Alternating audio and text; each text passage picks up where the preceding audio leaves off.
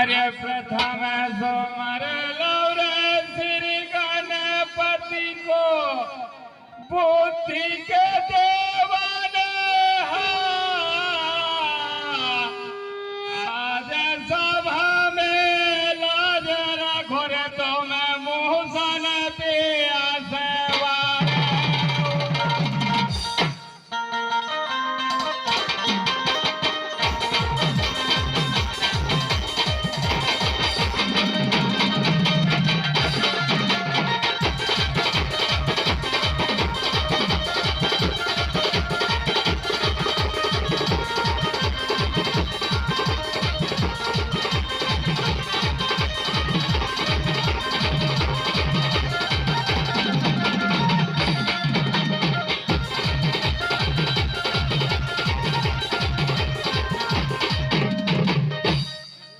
लंकापुरी को रावण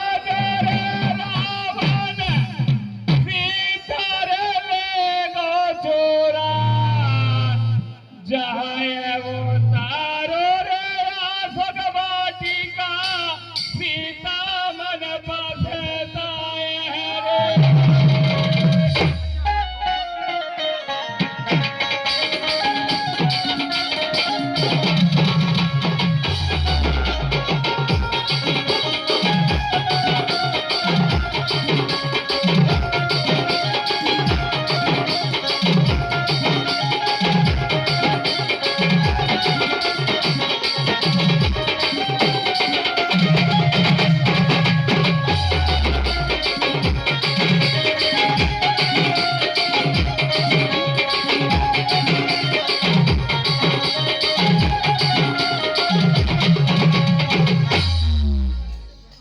रावण बोले मंदोदरी से सदमधोवर मेरे ना एक नार मेले हर लाहौर भोजन दैयो कराए।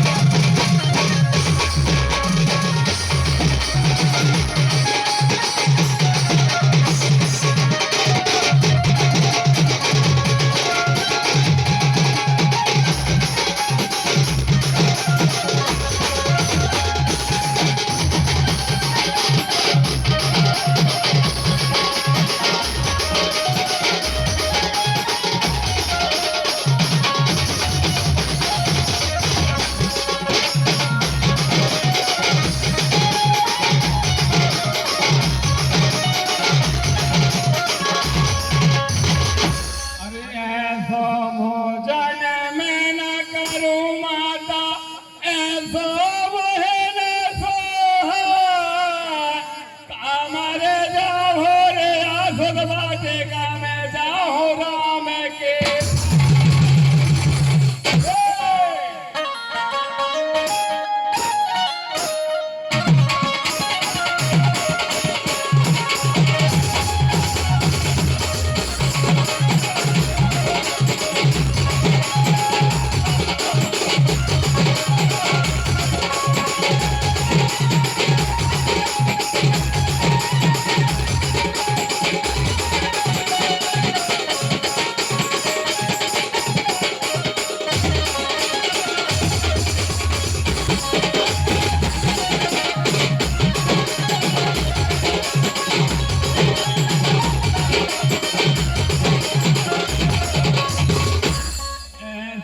सीता सतवंती एक पुरुष के ना, काहे को आए वो घर रंगा वो वहीं से दे सोना।